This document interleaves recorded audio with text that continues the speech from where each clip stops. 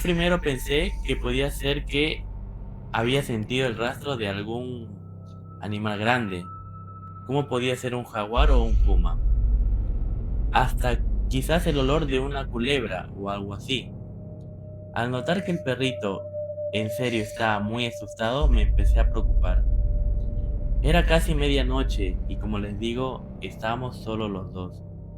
Así que pues, si pasaba algo, nadie nos iba a ayudar. No había señal en el teléfono.